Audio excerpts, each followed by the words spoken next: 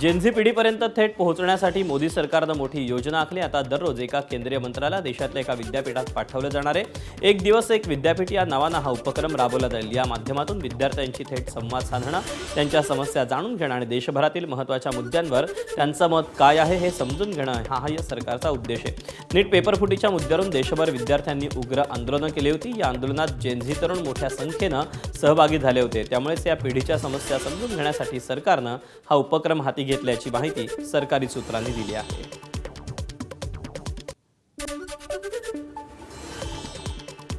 आपली विद्यापीठे म्हणजे भविष्य निर्माण करणारी केंद्र आहेत आणि अशा प्रकारे संवाद झाला तर विद्यार्थ्यांचे प्रश्न समजून घेता येईल अशी प्रतिक्रिया यावर मुख्यमंत्री देवेंद्र फडणवीसांनी दिलेली आहे। दरम्यान ठाकरेंच्या सेनेचे खासदार संजय राऊतांनी मात्र या उपक्रमावर टीका केली।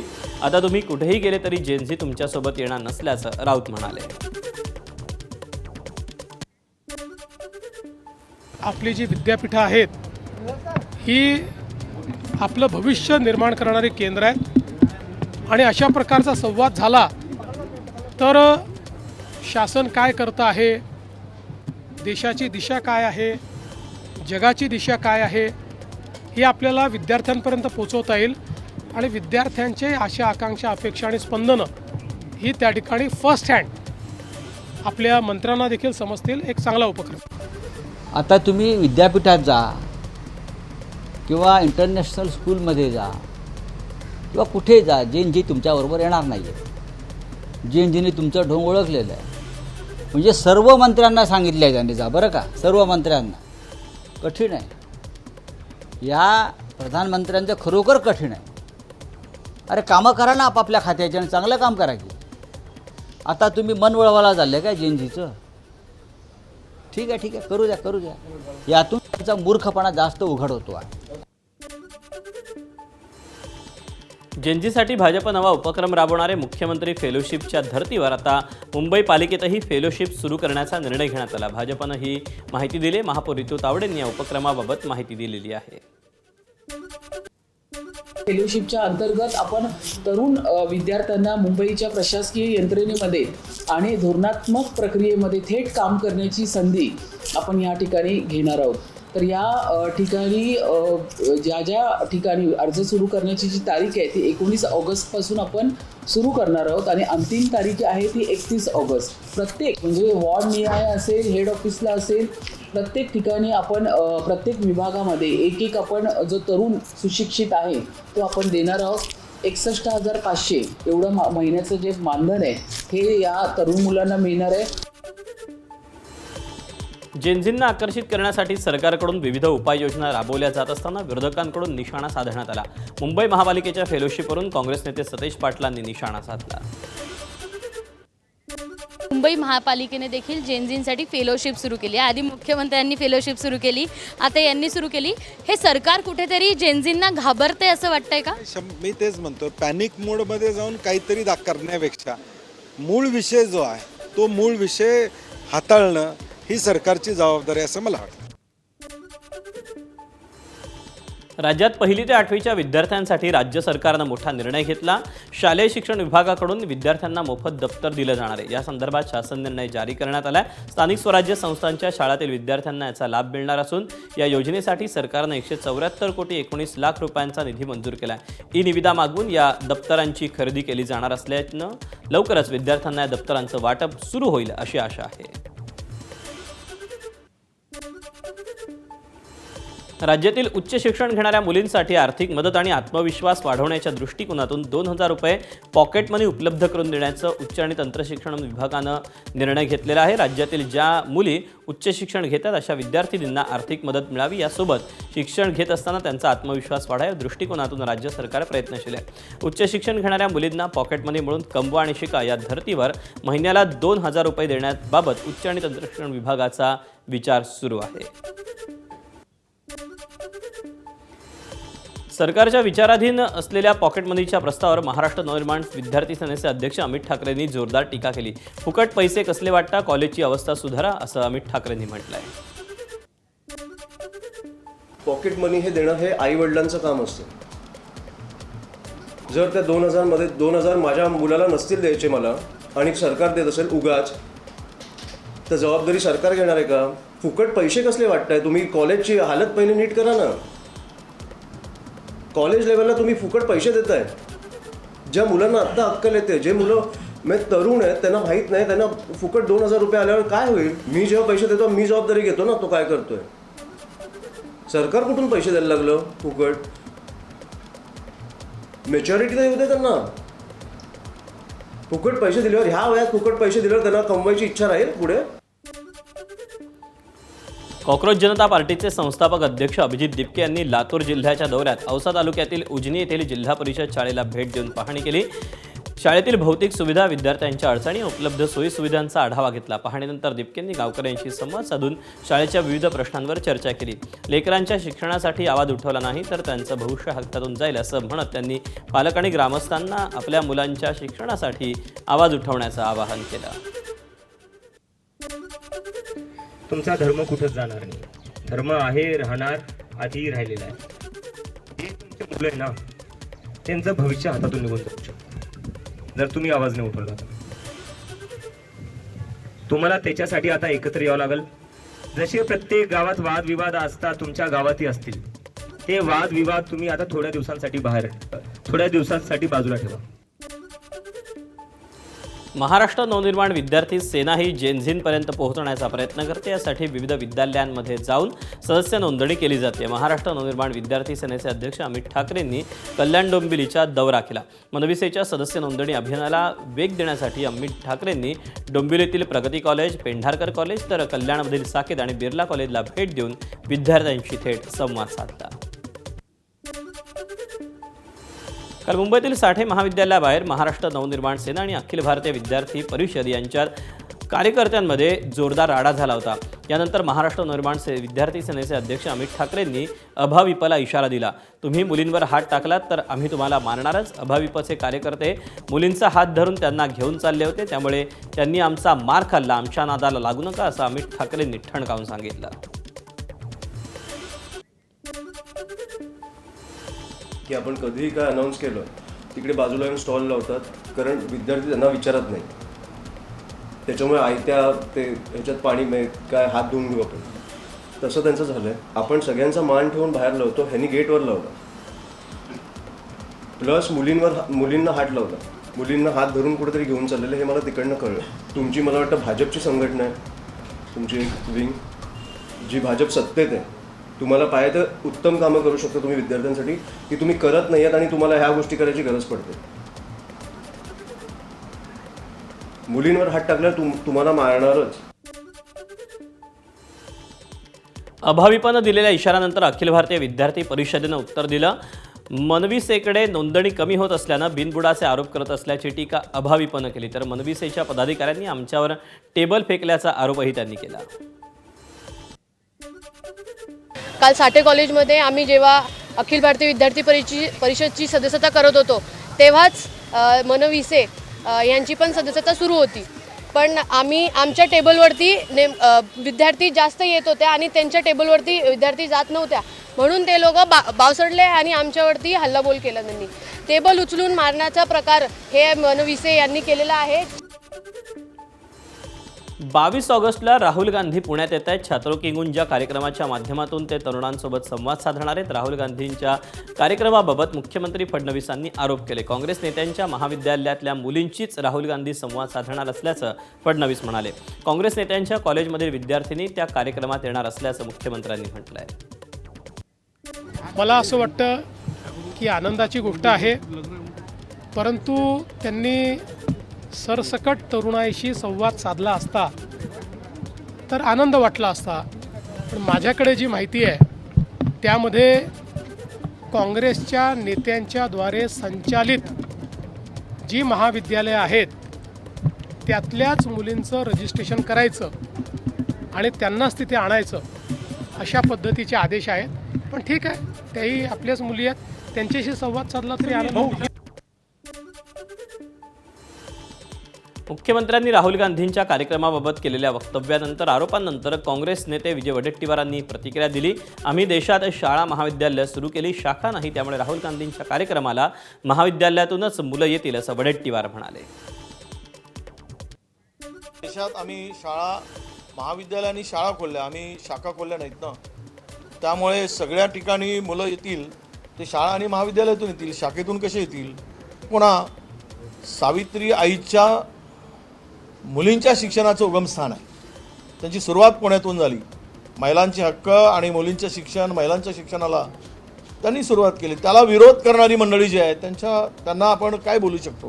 पण मला असं मुख्यमंत्र्यांना सांगायचं आहे की आम्ही इथे केवळ काँग्रेसच्याच संस्थामधून मुलं येत नाहीत, तर राहुलजींच्या बरोबर या पुणे आणि परिसरातील आणि महाराष्ट्रातील सर्व मुली येण्यासाठी उत्सुक आहेत. असं हे शाखेमध्ये शिक्षण नाही ना, त्यामुळे हे शिक्षणासाठी शिक्षण घेणाऱ्यांसाठी त्यांच्याबरोबरचा संवाद आहे. राहुल गांधींच्या कार्यक्रमासाठी आम्हाला पोलिसांची परवानगी मिळाली. कार्यक्रमाची तयारी पूर्ण झाली. या सभेत 8 ते 10 हजार विद्यार्थी सहभागी होतील. 9,500 नोंदणी झाली, अशी माहिती काँग्रेसचे पुण्याचे अध्यक्ष प्रशांत जगताप यांनी दिली. इस सभा की यानी इस मीटिंग की काफ़ी सारी तैयारी हो चुकी है, पुलिस परमिशन आ चुकी है, ग्राउंड के ऊपर पूरी तैयारी हो चुकी है. देखिए, आप देख रहे हैं ऐसे बोर्ड लगे हैं जिसमें QR कोड है. जो छात्रा आने वाली है वो इस QR कोड को स्कैन करेंगी, स्कैन करके अपना नाम रजिस्टर्ड करवाएंगी और फिर वहाँ पे दाखिल होंगी. उनका जो रजिस्ट्रेशन है वो कॉपी होगा और उसके बाद उनका अंदर छोड़ा जाएगा. लेकिन 8 से 10 हज़ार छात्र इसमें क्या बड़े जोश के साथ आएंगे, ये हमारा दावा है. अभी तक 9,500 रजिस्ट्रेशन हो चुकी है. दिमागी नक्षलच्या मानसिकतेविरोधात भाजपचे प्रदेशाध्यक्ष रवींद्र चव्हाणांनी सोशल मीडियातून जनजागृती करणारा व्हिडिओ शेअर केला आणि हल्लाबोल केला. नक्षलवाद संपला असला तरी देशविरोधी मानसिकतेविरोधातली लढाई अद्याप बाकी असल्याचं त्यांनी म्हटलं. तसंच जवानांवरील हिंसेचं समर्थन, दहशतवादाबद्दल सहानुभूती आणि विकासाला विरोध करणारी मानसिकता म्हणजे दिमागी नक्षल असल्याचं चव्हाण म्हणाले. दरम्यान वंदे मातरम आणि तिरंग्याचा अपमान करणाऱ्या काँग्रेसवरही त्यांनी निशाणा साधला. दिमागी नक्षलपासून सावध राहून राष्ट्रहिताच्या बाजूने ठाम उभं राहण्याचं आवाहन त्यांनी जनतेला केलं. काँग्रेस कार्यकारिणीची बैठक काल पार पडली. वंदे मातरमची केवळ 2 कडवी गाण्याचा ठराव या बैठकीत मंजूर करण्यात आला. वंदे मातरम हा आमच्यासाठी भावनिक मुद्दा आहे, तर भाजपसाठी एक राजकीय मुद्दा असं काँग्रेसनं म्हटलं. भाजपनं काँग्रेसच्या ठरावाचा निषेध नोंदवला. हा संविधानाचा अपमान असल्याचं भाजप म्हणालं. काँग्रेस पक्ष स्वतःला देश आणि संविधानापेक्षा श्रेष्ठ समजतो असं त्यांनी सिद्ध केल्याचं भाजपनं म्हटलं. याशिवाय काँग्रेसनं युवकांच्या प्रश्नांवर लक्ष केंद्रित करण्याची योजना आखली आहे. युवकांशी संवाद साधण्यासाठी देशभरात 800 ठिकाणी गुंज कार्यक्रमाचं आयोजन केलं जाईल. हमारा स्टैंड बिल्कुल स्पष्ट रहा है पहले दिन से. 1937 जो अक्टूबर 28 का रेजोल्यूशन है, 24 जनवरी 1950 संविधान सभा के आखिरी बैठक में संविधान सभा के तत्कालीन अध्यक्ष जो हमारे रिपब्लिक के पहले राष्ट्रपति बने डॉक्टर राजेंद्र प्रसाद ने उसी को दोहराया कि नेशनल एंथम जन गण मन होगा और नेशनल सॉन्ग वंदे मातरम होगा. 1937 का प्रस्ताव, और वो भी कौन सा प्रस्ताव जो जिन्ना की मुस्लिम लीग के आगे पूरी तरीके से आत्मसमर्पण करके कांग्रेस ने किया था. अर्थात कांग्रेस ने यह भी साबित किया है कि वो अपने को संविधान से ऊपर, अपने को देश से ऊपर और अपने पार्टी के प्रस्ताव को संविधान के कानून से ऊपर मानती है. और उसके साथ अब इस अटकलों पर विराम लगा दिया है कांग्रेस ने कि वो अब आज की नई मुस्लिम लीग हो गई है. वंदे मातरम संदर्भातील काँग्रेस कार्यकारिणी समितीच्या ठरावावरून राजकीय वातावरण तापलंय. अशातच केंद्रीय गृहमंत्री अमित शहा यांनी काँग्रेसवर जोरदार हल्लाबोल केला. काँग्रेसचा हा निर्णय राष्ट्रविरोधी आणि लांगुल चालनाच्या राजकारणाचं उदाहरण असल्याचं अमित शहा म्हणाले.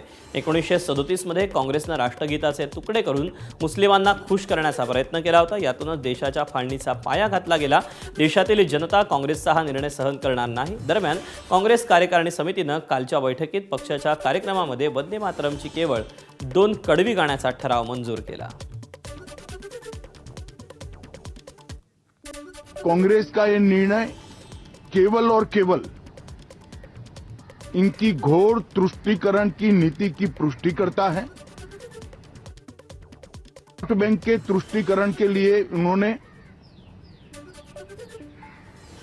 स्वर्गीय बंकिम बाबू के इस अमर कृति का न केवल अपमान किया है, वो लाखों शहीदों का भी अपमान किया है जो वंदे मातरम का नारा लगाते लगाते देश की आजादी के लिए फांसी पर चढ़ गए। काँग्रेसनं वंदे मातरमचे 2 कडवे गाण्याच्या ठरावावर मुख्यमंत्री फडणवीसांनी टीका केली। काँग्रेसनं संविधान विरोधी निर्णय घेतला, स्वतंत्र भारताच्या संविधान विरोधी काँग्रेसची मानसिकता असल्याचं अधोरेखित झाल्याचं फडणवीस म्हणाले। त्याच दोन्ही सभागृहांनी घेतलेला निर्णय काँग्रेस म्हणते आम्ही मानणार नाही, संविधानाशी हा द्रोह आहे, भारतरत्न डॉक्टर बाबासाहेब आंबेडकरांच्या विचारांची हा द्रोह आहे आणि खऱ्या अर्थानं गुलामगिरीची मानसिकता हे अजूनही इंग्रजांच्या गुलामगिरीच्या मानसिकतेमध्ये आहे। ही गुलामगिरीची मानसिकता आहे, मतांचं लांगुलचालन आहे आणि खऱ्या अर्थानं या देशाचा जो विचार आहे त्या विचारांची हा द्रोह आहे। दिल्लीतील सुप्रीम कोर्टात आज पुन्हा शिवसेना पक्ष, चिन्ह आणि आमदार अपात्रता प्रकरणावर सुनावणी पार पडली। आजच्या सुनावणीत ठाकरेंच्या शिवसेनेच्या वतीनं ज्येष्ठ वकील देवदत्त कामत यांनी आमदारांच्या अपात्रतेच्या मुद्द्यावर अत्यंत आक्रमक आणि कायदेशीर दाखल्यांचा युक्तिवाद केला। विधानसभा अध्यक्षांचा निर्णय चुकीचा ठरवत न्यायालयानं उपमुख्यमंत्री एकनाथ शिंदे आणि त्यांच्या आमदारांना बंडखोरीच्या मूळ तारखेपासून अपात्र घोषित करावं अशी कामत यांनी सर्वोच्च न्यायालयाला विनंती केली। सरन्यायाधीश सूर्यकांत, न्यायमूर्ती जयमाला बागची आणि न्यायमूर्ती जय व्ही मोहना यांच्या खंडपीठासमोर सलग 7व्या दिवशी या प्रकरणाची सुनावणी पार पडली। ठाकरेंच्या शिवसेनेचे वकील देवदत्त कामत यांनी सुभाष देसाई खटल्याचा दाखला देत विधानसभा अध्यक्षांवरील विश्वास नसल्यानं अपात्रतेचा निर्णय सर्वोच्च न्यायालयानंच घ्यावा अशी मागणी केली। अध्यक्षांनी निर्णय घेण्यास विलंब केल्यानं सर्वोच्च न्यायालयात वारंवार यावं लागल्याचंही त्यांनी न्यायालयाच्या निदर्शनास आणून दिलं। तसंच अपात्रतेचे तथ्य सिद्ध झाल्यास सर्वोच्च किंवा उच्च न्यायालय थेट आमदारांना अपात्र ठरवू शकतं असे अनेक कायदेशीर दाखले उपलब्ध असल्याचा दावाही कामतांनी केला। यानंतर विधानसभा अध्यक्षांनी पुरावे तपासण्याचे निकष चुकीचे लावले असतील आणि विधानसभेचा कार्यकाळ कमी उरला असेल तर प्रकरण पुन्हा अध्यक्षांकडे पाठवणं न्यायालयात धरून राहणार नाही असा युक्तिवाद त्यांनी केला आहे। महाराष्ट्रातील सद्यस्थितीची तुलना करत ठाकरेंच्या शिवसेनेचे वकील देवदत्त कामत यांनी सर्वोच्च न्यायालयासमोर महत्त्वाची मागणी मांडली। कथित बंडखोरी आणि पक्षांतराच्या आधारे मिळालेल्या धनुष्यबाण पक्षचिन्ह तसंच केवळ तथाकथित विधिमंडळ बहुमतावर आधारित केलेला असल्याचा युक्तिवाद त्यांनी केला। संबंधित आमदारांनी पक्षांतर केलं होतं की नाही याचा अंतिम फैसला सर्वोच्च न्यायालयानंच करावा अशी मागणी कामत यांनी केली। न्यायालयानं पक्षांतर झाल्याचं ठरवल्यास केंद्रीय निवडणूक आयोगानं पक्षचिन्ह देताना मानलेला मूळ आधारात संपुष्टात येईल असा दावाही त्यांनी केला। या महत्त्वाच्या आणि आक्रमक मुद्द्यांसह ज्येष्ठ वकील देवदत्त कामत यांनी आमदारांच्या अपात्रतेच्या कायदेशीर मुद्द्यावरील युक्तिवाद पूर्ण केला। गेल्या काही दिवसांपूर्वी गडचिरोली आश्रमशाळेतील विद्यार्थ्यांच्या अवस्थेचा प्रश्न ऐरणीवर आल्यानंतर आता छत्रपती संभाजीनगरच्या पैठण खेड्यातील आश्रमशाळेची धक्कादायक स्थिती समोर आली। मूलभूत सुविधांचा अभाव आणि विद्यार्थ्यांचे होत असलेले हाल पाहून या शाळेतील सर्व कर्मचाऱ्यांनी सामूहिक स्वेच्छानिवृत्तीचा अर्ज केला। विद्यार्थ्यांना राहण्याची धड सोय नाही, पुरेशी स्वच्छतागृह नाहीत, मुलींना असुरक्षित वातावरण, शासनाच्या सुविधा आल्या पण त्या वापरात नसल्याचा आरोप होतोय। त्यामुळे आता प्रशासन या आश्रमशाळेकडे लक्ष देणार का असा सवाल या निमित्तानं उपस्थित होतोय। या आश्रमशाळेसाठी सोलार, विद्यार्थ्यांच्या जेवणासाठी टेबल आणि इतर साहित्य देण्यात आल्याचं सांगितलं जातं, मात्र हे साहित्य एका वर्ग खोलीत ठेवण्यात आलं आणि त्याच खोलीत विद्यार्थ्यांचे वर्ग भरत असल्याचा आरोप होतोय।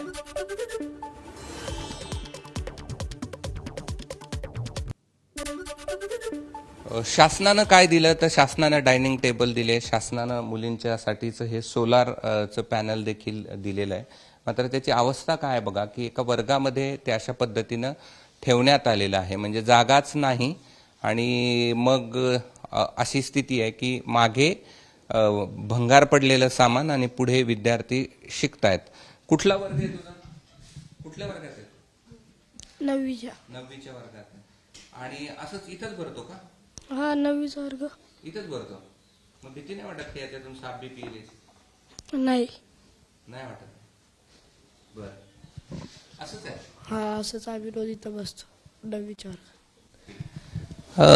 खेडेगावातली मुलं आहेत त्यामुळे साप फारसे भीत नसले तरी पण कधीही काही होऊ शकतं, म्हणजे खिडक्या दरवाजे नाही आहेत आणि अशा प्रकारची अवस्था या वर्गामध्ये आपल्याला पाहायला मिळते आहे। म्हणजे काय स्थिती आहे आणि आश्रमशाळा काय स्थितीत आहेत आणि वास्तव नेमकं काय हे आपण आत्ता पाहिलं आहे.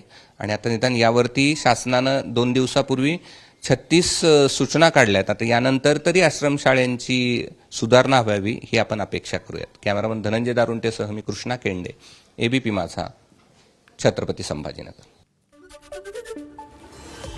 या सगळ्या संदर्भात आम्ही संस्था चालकांची बाजू जाणून घेतली. महिनाभरात सर्व सुविधा विद्यार्थ्यांना देणार असल्याचं त्यांनी मान्य केलं. मात्र सरकारकडून अनुदानही मिळत नसल्याचा गंभीर आरोप त्यांनी केला. शासन आम्हाला वेळोवेळी अनुदान देत नाही किंवा आमचं अनुदान जे इंडेक्स प्रमाणे पाहिजे 2200 मुलांमध्ये महिन्याचा खर्च भागत नाही. एक कुठलाही व्यक्ती घ्या तुम्ही 2200 रुपयात राहू शकतो का? साधारण निवासाबरोबर शिक्षण, त्याच्या सगळ्या सुविधा द्यायच्या, त्याला ड्रेस, वह्या, पुस्तकं हे देणं 2200 रुपयात कितपत योग्य वाटतं का तुम्हाला? तरी आम्ही वेळ प्रसंगी आमचे सोनं गहाण ठेवतो. तुम्ही जर SBI मध्ये आला तर मी तुम्हाला दाखवल. माझं गोल्ड लोन घेतलंय मी गेल्या 1.5 वर्षापासून आणि आमचं इमारत भाडं 4 वर्षापासून मिळालेलं नाही आहे आम्हाला. या समस्या ही शासनाने पालकत्व घ्यावं आणि आमचं न बोलता या गोष्टी करायला पाहिजे. बातमी मुंबईतून. मुंबईच्या कोस्टल रोडवर पोलिसांची गाडी पळवून हैदोस घालणाऱ्या व्यक्तीला अटक करण्यात आली आहे. मलबार हिल पोलिसांनी दत्तात्रय झुंझुरटे नावाच्या व्यक्तीला अटक केली आहे. या व्यक्तीनं पोलिसांच्या गाडीतून महालक्ष्मी वरळी परिसरात मुक्त संचार केलेला होता. विरुद्ध दिशेनं गाडी चालवून धुमाकूळ घातला होता. पोलिसांच्या गाडीचंही नुकसान केलं होतं.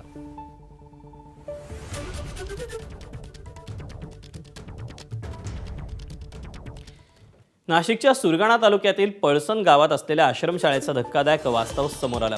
आश्रमशाळेत विद्यार्थ्यांना सोयीसुविधा मिळत नसल्याचा आरोप ठाकरेंच्या शिवसेनेचे उपजिल्हाप्रमुख कृष्णा चौधरींनी केला. आश्रमशाळेत 440 विद्यार्थी आहेत. मात्र या विद्यार्थ्यांना झोपण्यासाठी बेड नसल्यानं फरशीवरच झोपावं लागतं. शौचालय देखील व्यवस्थित नसल्यानं विद्यार्थ्यांची गैरसोय होते. अस्वच्छता असल्यानं साप, नाग या सरपटणाऱ्या प्राण्यांची भीती आहे. यामुळे आश्रमशाळेसाठी शासनाकडून मिळणारा लाखो रुपयांचा निधी जातो कुठे असा प्रश्न उपस्थित होतोय. ह्या ठिकाणी जर एवढं शासन खर्च करतंय तर ह्या ठिकाणी हे मुलं जर कैद्यासारखी त्याची व्यवस्था या ठिकाणी आहे तर हे शासन याच्यावर लक्ष का देत नाही? तर त्यावेळेस त्यांच्यासुद्धा एक तोंडून उत्तर मिळालं की ह्या ठिकाणी आम्ही आमच्या मागण्या करतो, आम्ही मागणी करतो, परंतु त्याच्यावर तर शासन जर डोकीच उचलत नाही तर हे कोणी करायचं? म्हणून आम्ही या ठिकाणी ठरवलं का काहीतरी इथलं न्याय मिळलं पाहिजे, आदिवासीसाठी न्याय मिळवून दिला पाहिजे. असं आम्ही या ठिकाणी कुठंतरी एक निवेदनाद्वारे आम्ही तो प्रयत्न करणार आहेत. आणि नाहीच ते कुठे सोयीसुविधा नाही उपलब्ध झाल्या तर आम्ही उपोषण करू. धाराशिवच्या होर्टी गावातील दिव्यांग अस्थिव्यंग निवासी शाळेचं विदारक वास्तव समोर आलं. विद्यार्थ्यांच्या जेवणाचं अन्नधान्य चक्क गोठ्यात ठेवण्यात आलं. परिसरात दुर्गंधीचं साम्राज्य पसरलं होतं. शाळा प्रशासन आणि संस्था चालकांच्या दुर्लक्षामुळे विद्यार्थ्यांना अनेक समस्यांचा सामना करावा लागतोय. विद्यार्थ्यांना शिकवण्यात येणाऱ्या वर्गखोल्यांमध्ये सिमेंटची पोती आणि शाळेची रद्दी ठेवण्यात आल्याचं देखील चित्र दिसलं. यातच विद्यार्थ्यांना जेवण मिळत नसल्याचा आणि ताटात अन्न नसल्याचा प्रकार समोर आला होता. दिव्यांग विद्यार्थ्यांना हे चित्र आपल्या कॅमेऱ्यात रेकॉर्ड केल्यानंतर व्हिडिओ सोशल मीडियात व्हायरल झाला आहे. होर्टी येथील डॉक्टर बाबासाहेब आंबेडकर अस्थिव्यंग शाळेत आपण आहोत आणि या शाळेची ही दुरावस्था आपण पाहतोय.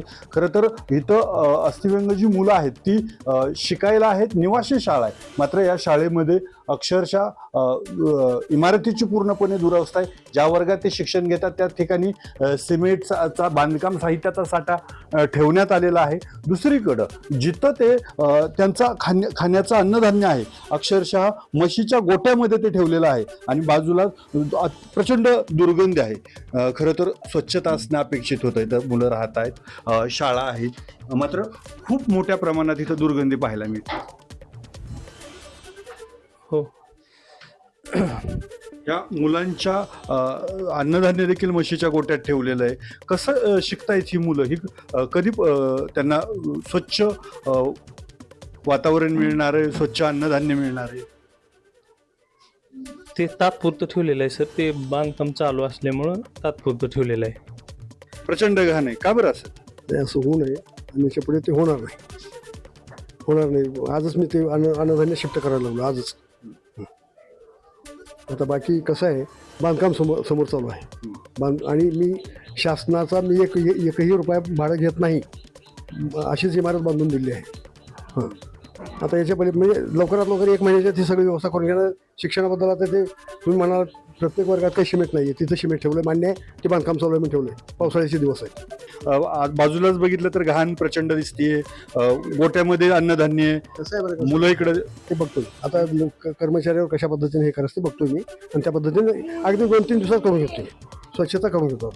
खरं तर आता हे माध्यम आल्यानंतर संस्थाचालक सांगतात की पुढच्या 2-3 दिवसामध्ये मी सगळी व्यवस्था पूर्ववत करून घेतो. मात्र प्रश्न हाच आहे की गेल्या कित्येक दिवसापासून ही मुलं गोट्यात त्यांचं अन्नधान्य ठेवलेलं खात आहे, आजूबाजूला म्हशीचा तबेला आहे, सुरक्षेचा प्रश्न आहे, याला जबाबदार कोण? अप्पासाहेब शेळके, एबीपी माझा, धाराशिव. वाशिमच्या चाकूर जिल्हा परिषद शाळेतील विद्यार्थ्यांना आजही मूलभूत सुविधांसाठी संघर्ष करावा लागतोय. शाळेतील शौचालयाला दरवाजा नसून विद्यार्थ्यांसाठी पिण्याच्या पाण्याचीही व्यवस्था नाही. याबाबत वारंवार निवेदन देऊनही समस्या सुटत नसल्यानं अखेर चिमुकल्या विद्यार्थ्यांनीच निवेदन घेऊन पंचायत समिती गाठली. गट शिक्षण अधिकारी आणि गटविकास अधिकाऱ्यांकडे विद्यार्थ्यांनी आपल्या समस्या मांडल्या. ज्या वयात विद्यार्थ्यांनी शिक्षण घेऊन भविष्य घडवायचं त्याच वयात शौचालय, पाणी आणि मूलभूत सुविधांसाठी प्रशासनाच्या दारात जाण्याची वेळ आल्यानं पालकांकडून संताप व्यक्त होतोय. ठाण्यापाठोपाठ आता मुंबईतही मराठी न येणाऱ्या टॅक्सी चालकांवर कारवाई करण्यात आली.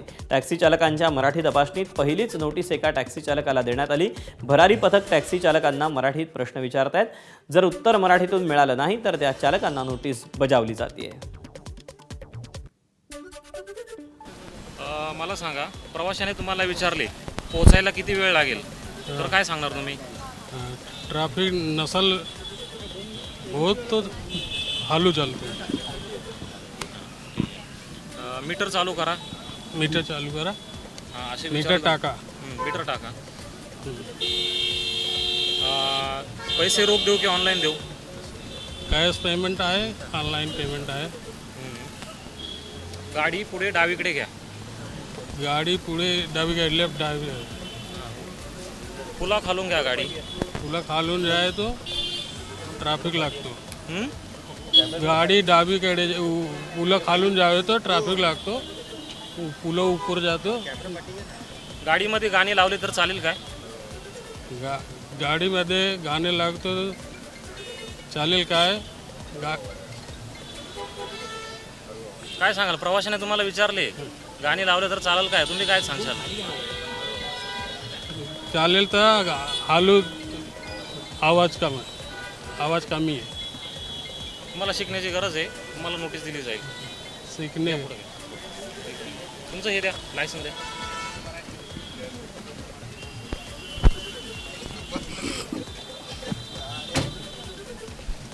एक महिन्यामध्ये शिकून घ्यायचं आहे. ठीक है, वैसा थोड़ा थोड़ा आता है, कभी कि भूल जाता है, हमेशा हिंदी बोलता. आता 1 महिन्याची नोटीस तुम्हाला मिळते आहे, त्यामध्ये मराठी आणखी चांगलं करून द्या. मला तरी सांगतो तुमको बोल रहा था हळूहळू चालवा वगैरे बोलतोय ना, मला अजून किती सांगणार? कॉपी कर रहा था मैं, मराठी सीखना पड़ेगा. हाँ, मराठी कंपल्सरी. क्या कहना चाहोगे, क्या नाम है? कितने टाइम से? कुंभमेळ्याच्या पार्श्वभूमीवर नाशिक शहरात राज्य शासनाकडून महासिंहस्थ नावानं ब्रँडिंग केलं जात आहे. शहरातील विविध ठिकाणी महासिंहस्थ कुंभमेळा होर्डिंग्स लागलेत. महासिंहस्थ नावाला अनेक साधू महंतांनी विरोध केला. धर्मशास्त्रात महा हे विशेषण नसल्याचा दावा साधू महंतांनी केला. धर्मशास्त्रात सिंहस्थ कुंभमेळा हाच उल्लेख असल्याचं त्यांनी सांगितलं.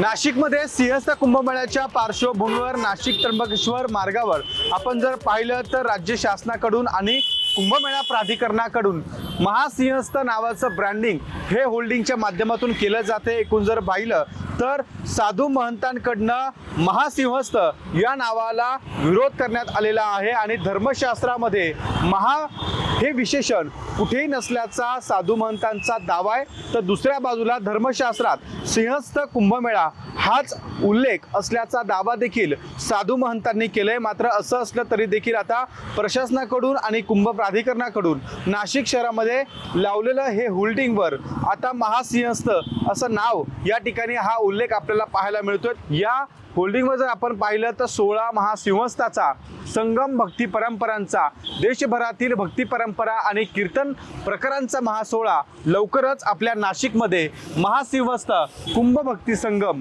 अशा पद्धतीचा आशय या होल्डिंगवर आपल्याला पाहायला मिळतोय। आणि महासिंहस्थ नावाचं ब्रँडिंग जे आहे ते आता राज्य शासन आणि प्राधिकरणाकडनं केलं जातंय।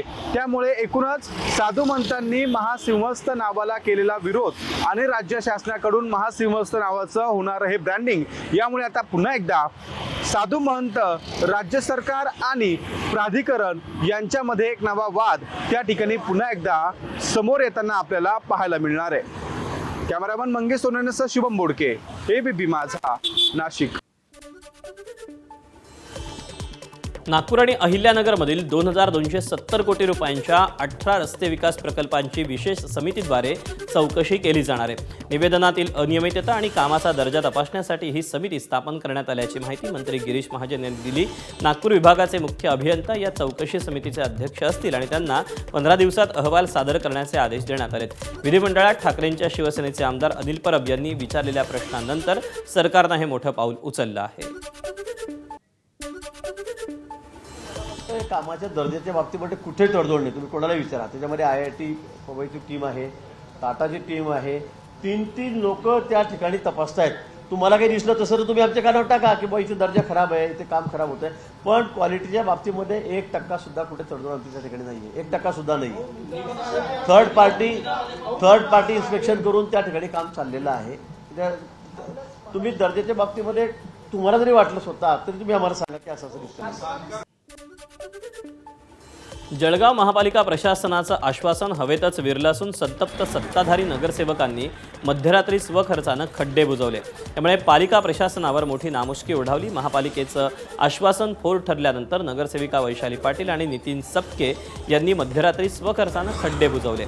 तर दुसरीकडे राष्ट्रवादी शरद पवार पक्षाकडून खड्डे बुजवणाऱ्या भाजप नगरसेवकांचं चक्क कौतुक करत महापालिका प्रशासनावर कडवट टीका करण्यात आली। अधिकारी वर्ग वेळ काढूपणा करत होता। पावसाचे ओलावा आहे, पाऊस आहे असे सबबही आम्हाला देत होते। त्यावेळेस आम्हाला लक्षात आलं की हा वेळ काढूपणा चाललेला आहे, पण नागरिकांची होणारी गैरसोय बघता आज आम्ही स्वखर्चाने आकाशवाणी चौकातले खड्डे बुजवण्याचा शेवटी निर्णय घेतलेला आहे। अत्यंत चांगलं काम या ठिकाणी वैशालीताई करत आहे। चांगलं काम करणाऱ्याच्या पाठीमागे नेहमीच उभं राहिलं पाहिजे। या ठिकाणी ताईंनी स्वखर्चाने हे काम हाती घेतलेलं आहे। नाईलाज असतो का होईना त्यांनी हे काम करताय, कारण त्यांना त्या लक्षात आलं की रोज नागरिक हजारो संख्येने इथं जातात, त्यांना त्रास होतो। त्या नागरिकांचा त्रास त्यांनी समजून घेतला आणि एक आदर्श नगरसेवक होण्याची प्रचिती या ठिकाणी ताईंनी दिलेली आहे। महाराष्ट्राचं मिनी काश्मीर म्हणून ओळखल्या जाणाऱ्या महाबळेश्वरमधील खड्ड्यांच्या प्रश्नावर ABP माझाच्या बातमीनंतर अखेर प्रशासन जागं झालं। महाबळेश्वर शहर आणि परिसरातील प्रमुख रस्त्यांवर पडलेल्या मोठ्या खड्ड्यांमुळे नागरिक आणि पर्यटक त्रस्त झाले होते। याच खड्ड्यांवर ABP माझानं बातमी प्रसिद्ध करताच नगरपालिका प्रशासन खडबडून जागं झालं आणि खड्डे बुजवण्याचं काम तातडीनं हाती घेतलं। गणपतीपर्यंत महाबळेश्वर खड्डेमुक्त करू असा विश्वास नगराध्यक्ष, मुख्याधिकारी आणि नगरसेवकांनी व्यक्त केला। वसई विरारमधील खड्ड्यांचा प्रश्न आता आणखी गाजण्याची शक्यता आहे। शहरातील रस्त्यांवरील खड्ड्यांच्या समस्येविरोधात सामाजिक कार्यकर्ते विवेक तिवारी हे गेल्या 5 दिवसांपासून आमरण उपोषण करतायत। मात्र 5 दिवस उलटूनही वसई विरार महापालिका प्रशासनानं या आंदोलनाची कोणतीही दखल घेतलेली नाही। दरम्यान कॉक्रोच जनता पार्टीचे संस्थापक अभिजित दिपके यांनी या आंदोलनाची दखल घेत विवेक तिवारी यांच्याशी व्हिडिओ कॉलद्वारे संवाद साधला। दिपके यांनी तिवारी यांच्या तब्येतीची विचारपूस केली। तसंच मी तुमच्यासोबत आहे, तब्येतीची काळजी घ्या, माझ्या पातळीवर हा मुद्दा नक्की उचलणार असल्याचं आश्वासन दिपकेंनी तिवारी यांना दिला। 5 साल से 4 साल से कई सालों से ये पालिका खड्डा बुझा नहीं पा रही है, तो इसके लिए हम लोग को एक अनोखा कदम उठाना पड़ा, सड़क सत्याग्रह अपनाना पड़ा।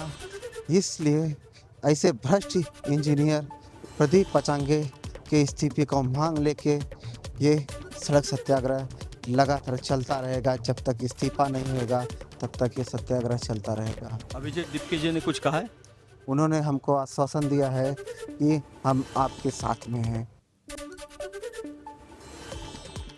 रायगडच्या कर्जतमध्ये सातत्यानं होणाऱ्या वाहतूक कोंडीचा प्रश्न आता मार्गी लागणार आहे. राष्ट्रवादीचे प्रदेशाध्यक्ष सुनील तटकरे आणि रायगड जिल्हा राष्ट्रवादी अध्यक्ष सुधाकर घारे यांनी काल रेल्वे अधिकाऱ्यांसोबत बैठक करत कर्जतमधील 4 फाटा आणि गुणगे आकुर्ली परिसरात होणारी वाहतूक कोंडी याबाबत होणारा त्रास रेल्वे प्रशासनाजवळ व्यक्त केला. यावेळी 650 मीटर लांबी असलेल्या दोन्ही पुलांसाठी एकूण 179 कोटी रुपयांची मंजुरी मिळाली. राष्ट्रवादीचे प्रदेशाध्यक्ष सुनील तटकरे आणि महारेलचे व्यवस्थापकीय संचालक राजेश कुमार जयस्वाल यांच्यात झालेल्या बैठकीत अखेर सातत्यानं होत असलेल्या पाठपुराव्याला यश आलं. उद्योगमंत्री उदय सामंत आणि पोलीस आयुक्त विनय कुमार चौबे यांच्या आदेशानं अवघ्या 3 दिवसात तिलांजली दिल्याचं पाहायला मिळतंय. बेशिस्त आणि मुजर वाहन चालकांचा त्रास सुरूच असून विरुद्ध दिशेने येणाऱ्या वाहनांमुळे तळवडे मार्गावरील महिंद्रा कंपनीसमोर गाड्यांच्या लांबच लांब रांगा लागत आहेत. कठोर कारवाईचे आदेश देऊनही पिंपरी चिंचवड पोलिसांचं याकडे अक्षम्य दुर्लक्ष होत असून प्रत्यक्षात कोणतेही पोलीस मैदानात दिसत नाहीत. त्यामुळे उद्योगमंत्र्यांनी वाहतूक समस्येवर दिलेला शॉर्ट, मिड आणि लॉंग टर्म डेडलाईनमध्ये खरंच काम पूर्ण होईल का असा संतप्त सवाल उपस्थित होतोय. पनवेल महानगरपालिका हद्दीतील वाढत्या पाणी टंचाई विरोधात आज मनसेनं कळंबोलीमध्ये आक्रमक आंदोलन करून सिडको प्रशासनाला जाब विचारला. खारघर, तळोजा, कळंबोली आणि कामोठ्यासह अनेक भागांमध्ये पाणी प्रश्न गंभीर झाला आहे. मंत्री गणेश नाईक तसंच आमदार प्रशांत ठाकूर आणि विक्रम पाटील यांनी सिडकोला 27 वेळा अर्ज करूनही प्रश्न सुटला नाही असा आरोप मनसेचे योगेश चिले यांनी केला. दरम्यान काही ठिकाणी कामं सुरू असल्यानं पुढील 15 दिवस पाणी कपात राहणार असल्याचं सिडकोनं स्पष्ट केलं. यावर संतप्त झालेल्या योगेश चिले यांनी 15 दिवसात पाणी दिलं नाही तर गटाराच्या पाण्यानं आंघोळ घालू असा थेट इशारा सिडको प्रशासनाला दिला. मुख्यमंत्री देवेंद्र फडणवीसांनी आज नागपूरमध्ये अंबाझरी तलावाची पाहणी केली. 2 महिन्याआधी संपूर्ण तलाव जलपर्णीच्या विळख्यात अडकला होता. मात्र पालिकेनं संपूर्ण तलावाला जलपर्णीच्या विळख्यातून मुक्त केलं. यानंतर आज मुख्यमंत्र्यांनी स्वतः तलावाची पाहणी केली. 17 सप्टेंबरला मोदींचा पंतप्रधान म्हणून शेवटचा वाढदिवस असेल अशी प्रतिक्रिया सभागृहात संजय राऊतांनी वर्तवली. शिवाय मोदी पदावरून गेले तर अमित शहा देखील जातील असा दावा राऊतांनी केला. तर राहुल गांधी पंतप्रधान व्हावेत आणि स्वतःला गृहमंत्रीपद मिळावं अशी स्वप्न राऊतांना पडत असल्याचा पलटवार भाजपच्या नवनाथ बन यांनी केला. 17 सप्टेंबरला त्यांचा वाढदिवस आहे. वाढदिवस त्यांचा प्रधानमंत्री म्हणून जो शेवटचा वाढदिवस असतो तो त्यांनी आनंदात साजरा करावा. त्यांच्या भक्तांनी नाचावं, अंधभक्तांनी उड्या माराव्यात, गाणं बिणं गावं, पार्ट्या कराव्यात रात्री. नंतर पुढल्या त्याने प्रसंगाला सामोरं जावं. अमित शहा कधीच प्रधानमंत्री होणार नाही. मोदी गए तो अमित शाह भी गए ना, है क्या? एकावर एक फ्री आहे ना ते. संजय राऊत, आता तुम्हाला गृहमंत्री होण्याचं स्वप्न पडतंय. राहुल गांधींना तुम्हाला पंतप्रधान पदाचं स्वप्न पडतंय. आता 17 सप्टेंबरला मोदीजी वाढदिवसाचा केक कापतील आणि केक कापल्याबरोबर राष्ट्रपती भवनात जाऊन आपला राजीनामा सादर करतील आणि सांगतील की राहुल गांधींना पंतप्रधान करा. आणि मोदीजी दुसरी एक अट ठेवणार आहेत. संजय राऊत सांगायला विसरले. मोदीजींची दुसरी अट आहे की संजय राऊत यांना गृहमंत्री करा. राष्ट्रवादी काँग्रेसचे ज्येष्ठ नेते एकनाथ खडसे यांच्या अमृत महोत्सवी अभिष्टचिंतन सोहळ्यासाठी मुख्यमंत्री देवेंद्र फडणवीस आणि शरद पवार एकाच मंचावर येणार आहेत. 30 ऑगस्टला मुक्ताईनगरच्या कोथळी इथे हा सोहळा पार पडेल. खडसेंनी या सोहळ्यासाठी फडणवीस आणि पवार या दोन्ही नेत्यांना निमंत्रण दिलं आहे. विशेष म्हणजे खडसेंचे कट्टर विरोधक मानले जाणारे गिरीश महाजन यांनाही या कार्यक्रमाचं निमंत्रण देण्यात आलं आहे. त्यामुळे या सोहळ्याकडे संपूर्ण राज्याचं लक्ष लागलं असून राजकीय वर्तुळात चर्चांना उधाण आलं आहे. अहिल्यानगरच्या दक्षिण भागात पावसानं पाठ फिरवली आहे. नगर तालुक्यातील खडकीत 1.5 एकरातील 400 संत्री झाडांपैकी 100हून अधिक झाडं पाण्याअभावी जळालीत. उर्वरित संत्र्यांची फळगळती सुरू असून शेतकऱ्यांनी आता सरकारकडे मदतीची मागणी केली आहे. 1.5 एकरामध्ये संत्र्याची बाग आहे. 1.5 एकर संत्र्याच्या बागामधले आमचे 100 ते 150 झाडं ही पूर्णपणे जळूनच गेले. त्याच्यामुळे आम्ही ते पूर्णपणे काढून टाकले आणि उर्वरित झाडं आम्हाला जे वाटले चांगले ते पण आता पूर्णपणेच संपून जायला लागले. आणि जे आता जे फळं आलेले आहे, जे म्हणलं आता येतील 2-3 महिन्यामध्ये त्याचे पैसे होतील, ते पण होणार नाही. आता सध्याला जे लिंब एवढे आहेत ते सुद्धा पूर्ण गळून चालले. पानगळ पण सगळीच होत आहे. SIRचा फॉर्म भरण्याची शेवटची तारीख 17 ऑगस्ट 2026 होती. ही मुदत संपल्यानंतरही अजूनही अनेकांचे फॉर्म हे भरायचे राहिले आहेत. त्यामुळे निवडणूक आयोगानं पुन्हा एकदा SIR प्रक्रियेला मुदतवाढ दिली. 1 ऑक्टोबरपर्यंत आता फॉर्म भरता येतील. देशासह राज्यात स्पेशल इंटेन्सिव्ह रिव्हिजन अर्थात मतदारांची पडताळणी सुरू आहे. या पडताळणीत SIRचा फॉर्म भरण्याची शेवटची तारीख ही 17 ऑगस्ट होती. ही मुदत संपल्यानंतरही अनेकांचे फॉर्म भरायचे राहिल्यानं मुदतवाढ देण्यात आली.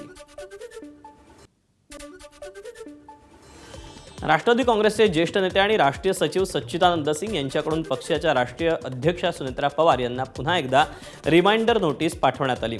यापूर्वी 9 जुलै 2026 रोजी सिंग यांनी नोटीस पाठवून सुनेत्रा पवारांच्या अध्यक्षपदी झालेल्या निवडीवर आक्षेप नोंदवला होता. नोटीसमध्ये 26 फेब्रुवारी 2026 रोजी घेतलेली निवडणूक घटनाबाह्य असल्याचा दावा केला होता. या प्रक्रियेसाठी निवडणूक प्राधिकरण नव्हतं असं त्यांनी म्हटलं होतं. तसंच आपल्याला आणि इतर राष्ट्रीय प्रतिनिधींना उमेदवारी अर्ज भरणं, निवडणूक लढवणं किंवा मतदान करण्याची संधी दिली नसल्याचा उल्लेख या नोटीसमध्ये करण्यात आलेला होता.